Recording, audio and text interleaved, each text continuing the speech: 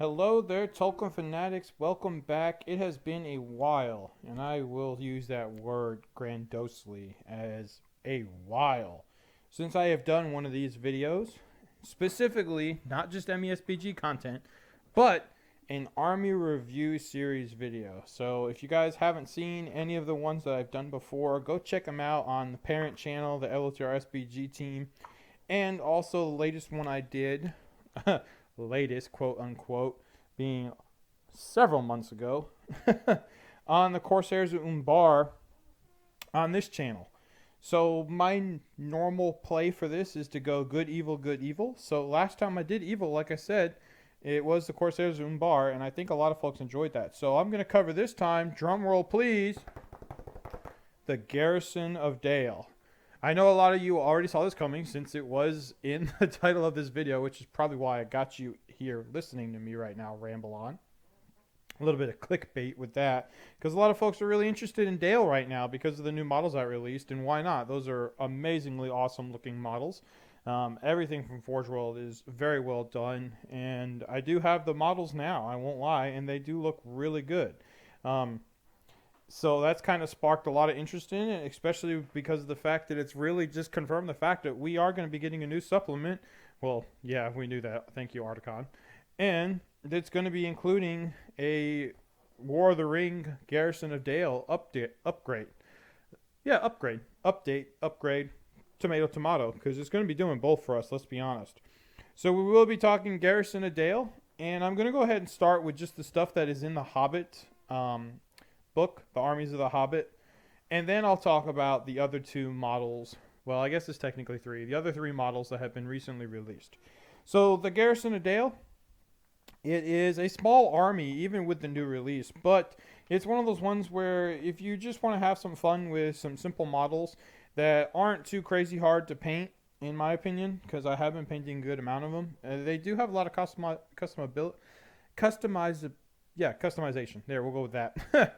You can definitely customize your paint scheme based off of your own personal standard. Now, for me, I did go pretty much straight from what the book is, which is more of a bright red for the capes and then dark red for the, I don't know what they're called, tabards or whatever. Not tabards. Yeah, tabards sounds good. Whatever. The undercoats. We'll go with that. And I do like the way this turned out. I actually think the models look really good with that paint scheme. Now, a lot of folks don't like red. So if you don't like red, go ahead and do blue. If you don't like blue, do purple. Do whatever you want. I actually toyed with it for a little while, doing different colored warbands, doing different color capes for each warband leader, because I've been working on my Dale army for going on 2 years now. And let's just say it took me that long because I was never really motivated to get to work on it. There is a lot of little bits and pieces on there that if you are trying to just slap some paint on a model and go, you can get these guys done really quickly. If you're trying to make your models look really good, there are a lot of details on there that you definitely want to hit. That is one of the big upsides to the last plastic kits we got from what they came out with the releasing of An Unexpected Journey. The Unexpected Journey plastics were really good in detail. So there are a lot of details on there that you definitely want to try and hit, and I definitely recommend you do so.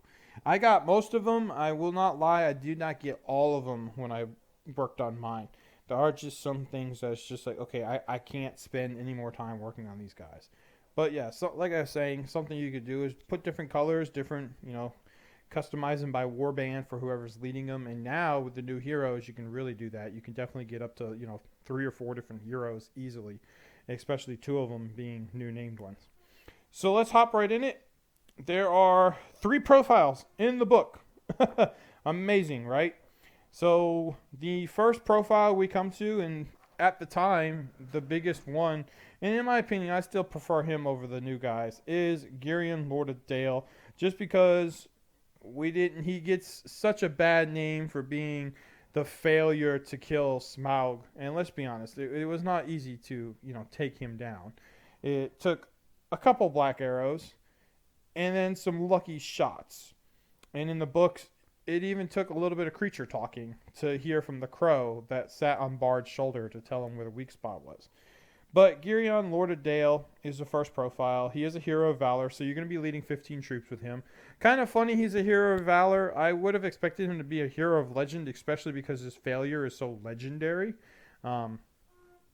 But he is nonetheless a hero of valor, so you're going to be leading 15 troops.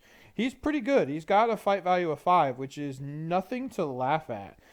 Strength of 4, defense is 6, kind of in his defense, but it's not like he's carrying a shield or anything. He's just upgraded with heavy, or his basic war gear is a heavy armor and a sword. 2 attacks, 2 wounds, courage 6. Pretty when it comes to, attacks and wounds. This was a small army for a while there, and I'm pretty sure I'm going to guess that they expected at some point to come to him for the War of the Ring, since we all know there was a lot of lore going on there that was never covered in the movies.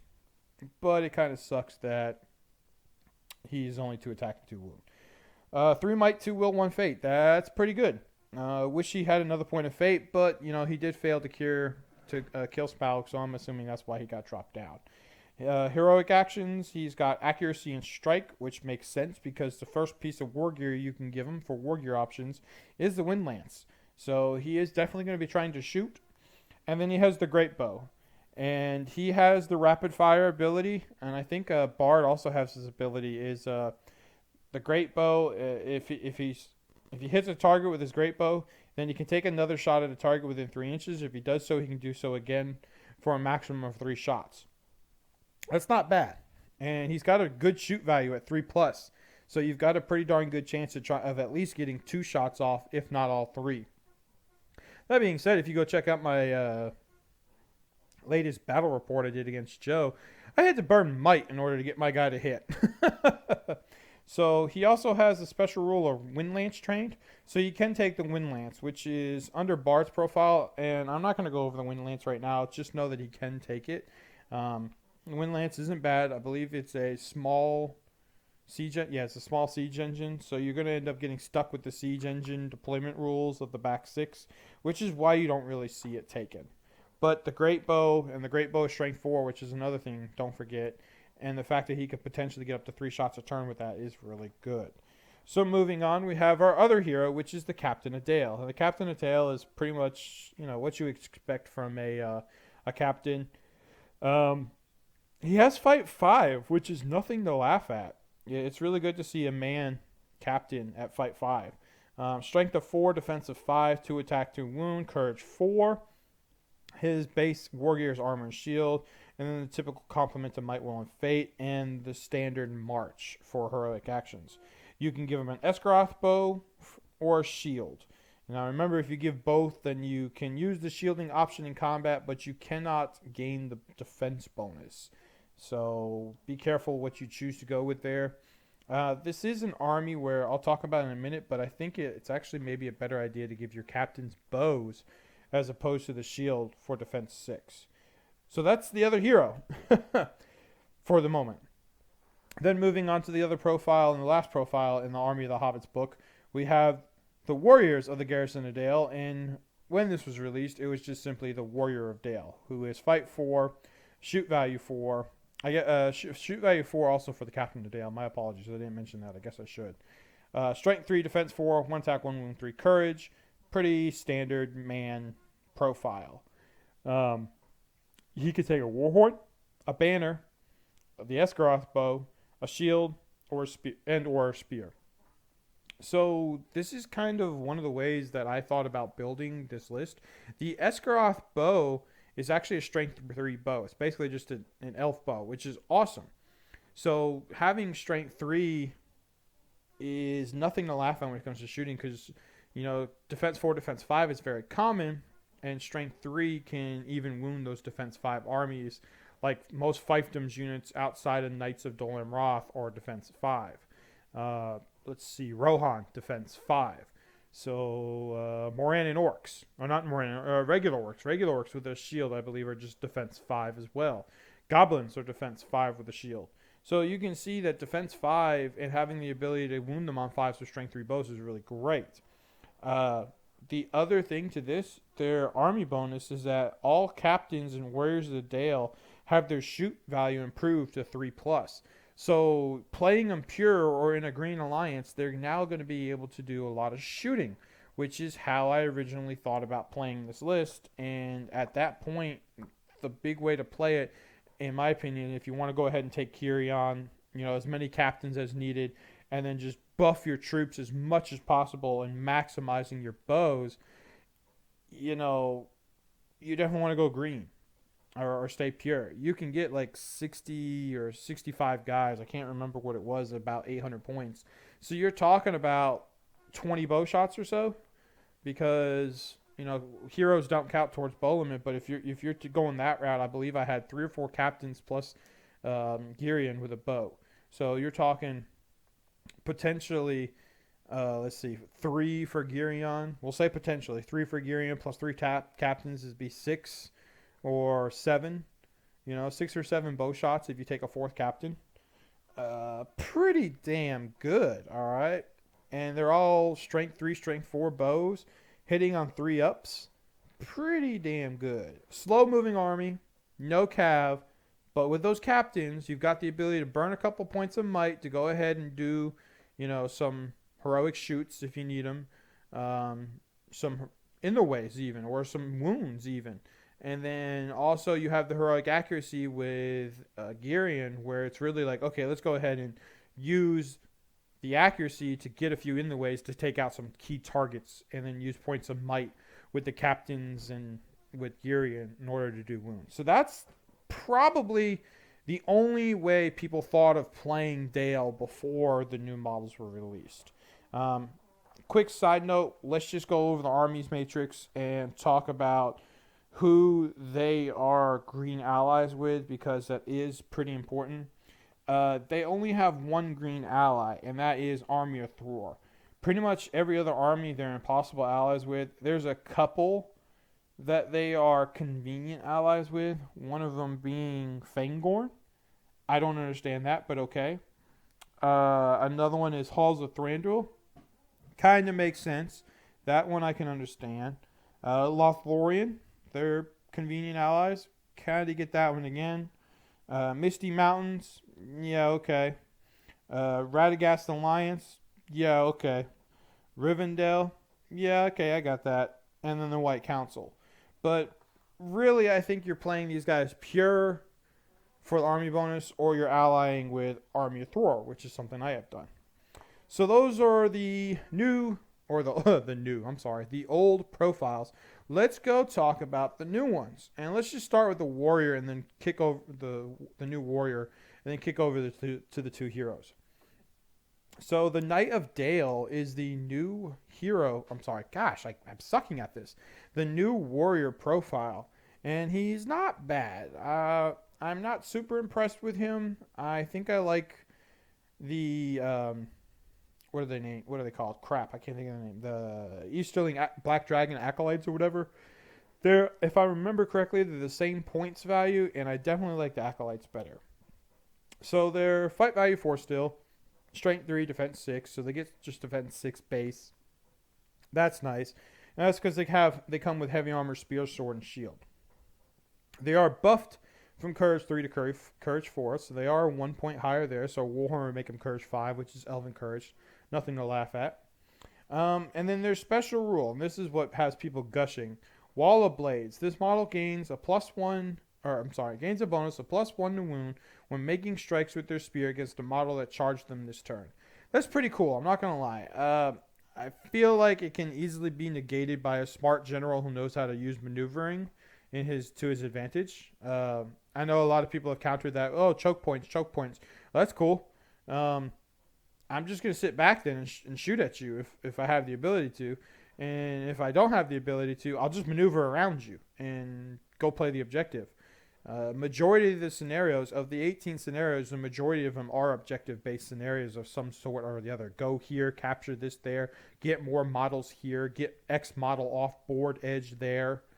There's very few true killing scenarios. To the death, Lords of Battle are pretty much the only ones. So folks are just like, oh yeah, I'm just going to take like all of these guys, take a whole army of nothing but these guys and then just make you charge me. Cool. Good luck with that. I want to know how that turns out for you. I really am interested, truly. but I don't see it as being a viable and actually working strategy. Maybe it will. And for the Lords of Battles and To the Death scenarios, probably will work very well. But for the capture and controls, the dominations, the hold grounds, the reconnoiters, let's see, what else? The seize the prize. Let's see, there's the one, destroy the supplies. Yeah, those type scenarios where it's like, I'll just go sit in choke points and make you charge me. I'm going to go around your choke point and go get the scenario. So I really don't think these models are all that great. They are beautiful looking. I said that at the beginning, and I'll stick with my guns. I think they are very amazing looking models. Again, Forge World stuff is just so badass. And I'm sitting here looking at the model right now going, yeah, this is awesome. But you're going to look awesomely painted sitting in my display case because I will probably never take any of you in my army for your points value. I will rather spam more guys with the 2 new heroes and get those extra strength 3 bow shots. So the 2 new heroes, here we go. Brand, King of Dale. This is who we were all hoping to get for a while. We've been looking forward to it, and he's exactly what you expected in his profile.